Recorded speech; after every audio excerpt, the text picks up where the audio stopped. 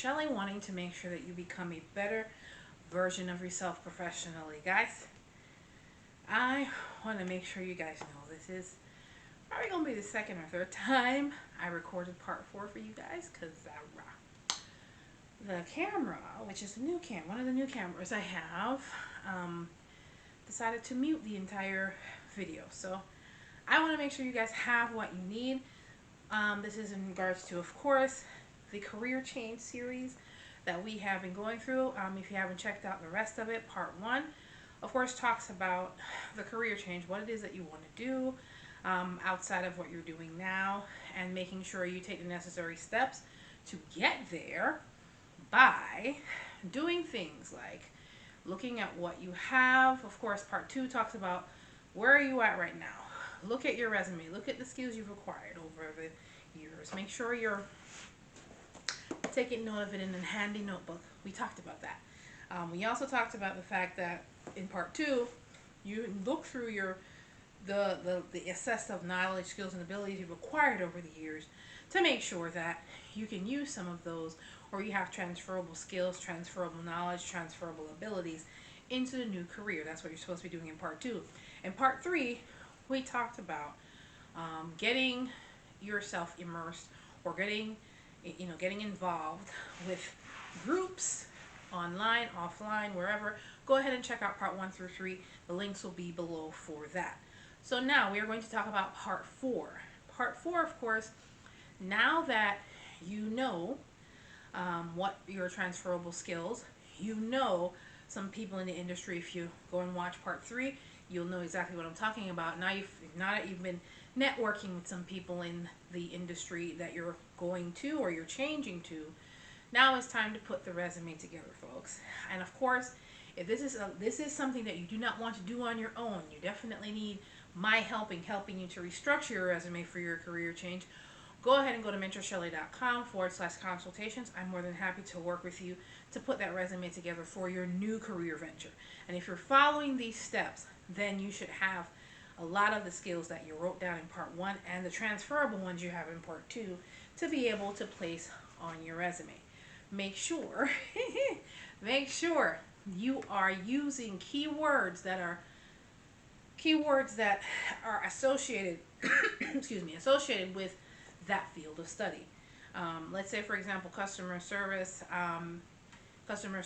If you're going to that, whether it's in person or over the phone or through a bot chat on a web page, you always have to be pleasant. You always have to make sure that you concretely, specifically find out what it is that that person is needing, so you can provide the proper response, or you can give them what they need to make sure that their questions are answered, so they don't have to call more than once. So that's some of the skills. Making sure you're listening. Listening skills are extremely important in customer service, because a lot of times bad customer service, part of the problem is why they're bad is because they don't listen.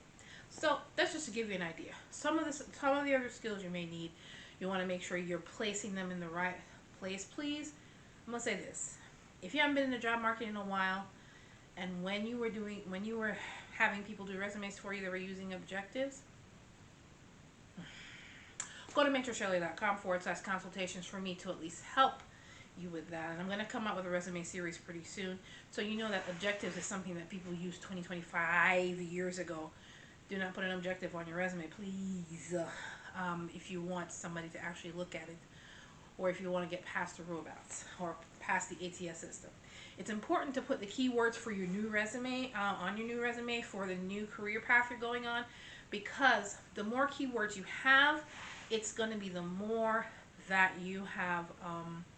It's the more points when I say ATS, I mean applicant tracking system. It's the more the applicant tracking system is going to increase your number, because literally, when you upload your resume to an applicant tracking system online, it has a number next to your resume based on the keywords and based on what they're looking for in that particular position. The higher your number is, the higher the likelihood of your resume being passed on to an actual human.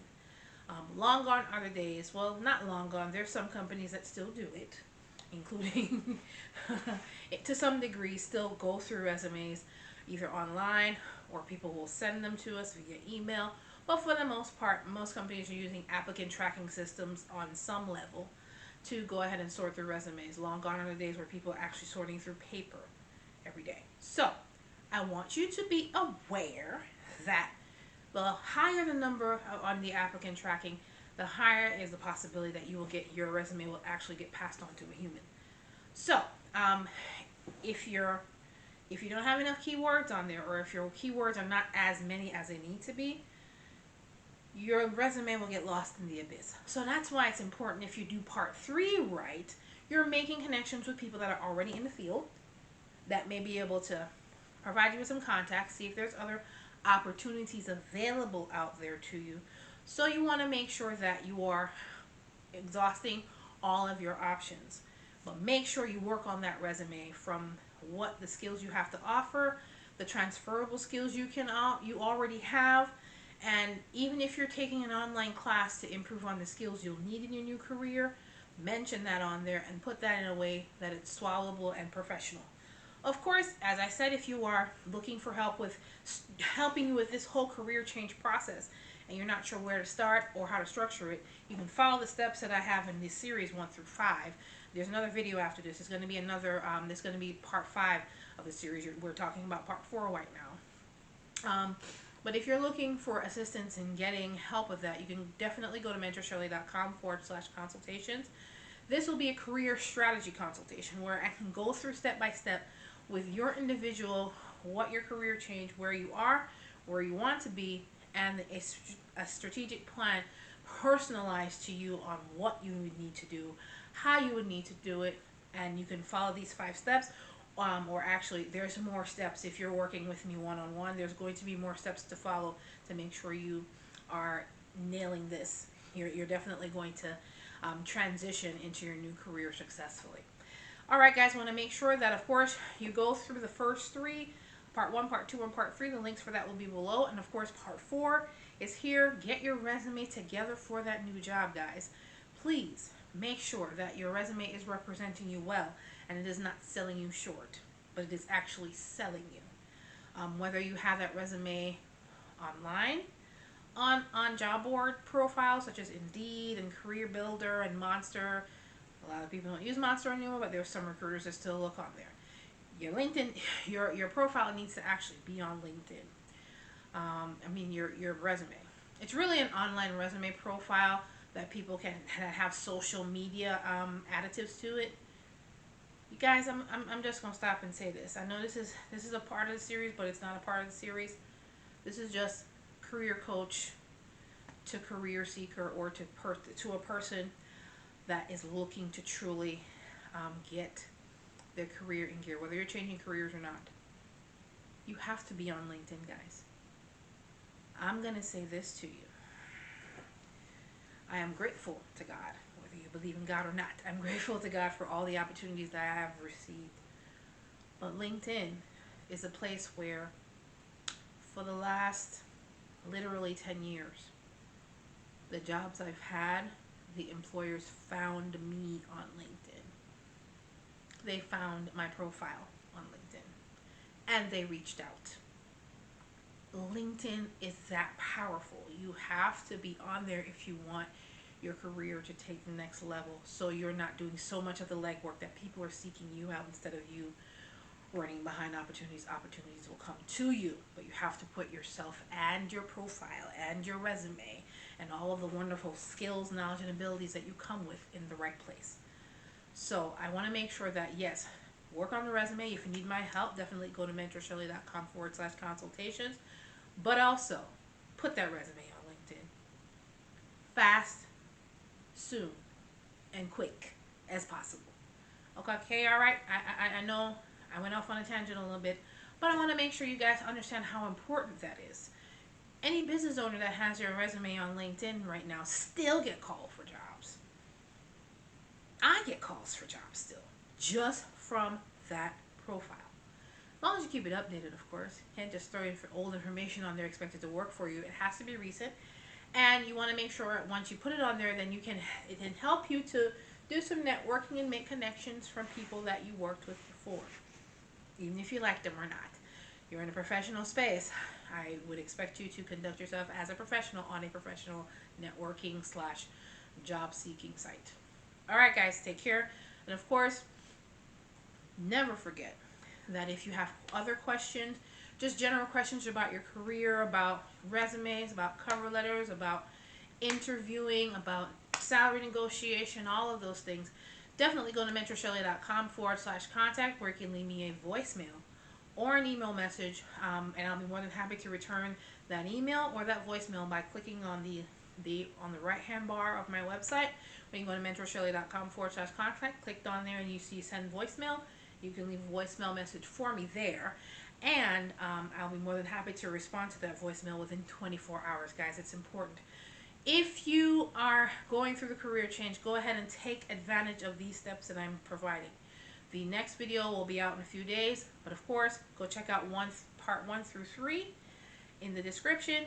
And of course, if you if you have any other questions, you know where to reach me, mentorshelley.com/contact. Guys, I want to make sure you become a better version of yourself professionally, whether you're in the same career path you're in now or you're wanting to switch.